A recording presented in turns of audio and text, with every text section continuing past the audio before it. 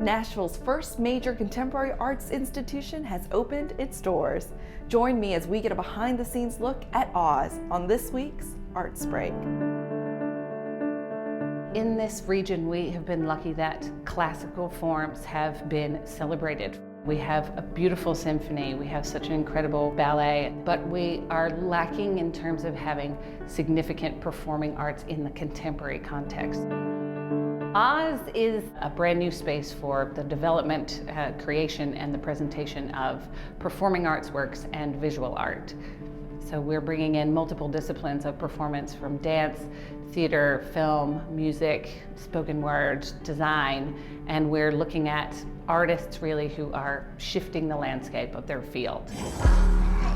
Bar utilizes Wayne McGregor's penchant for working with artists in a way that is choreographically and physically challenging for the dancers, but is incredibly beautiful. Ethel's Documerica looks at the EPA's photographic archive that was taken in the early 70s that was just digitized at the end of 2012. So they commissioned 4 composers to write music based on their inspiration from these photographs, and then the presentation that we see are a series of those photographs, about 3,000 images, and listen to the music. It's new music and it's visual work married together that every person who is an American can connect to. So those are the kinds of things that we're trying to bring to this particular venue, but also to this region, so that we're inviting people from Louisville and Knoxville to really celebrate in that with us.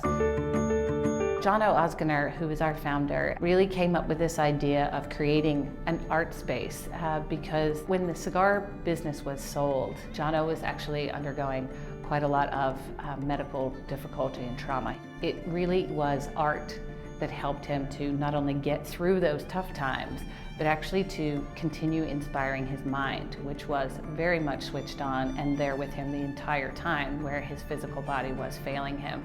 They were looking at institutions like Mass MoCA and Park Avenue Armory and dreamt of the concept of bringing significant world-class contemporary arts to this area and doing it in a non-traditional context.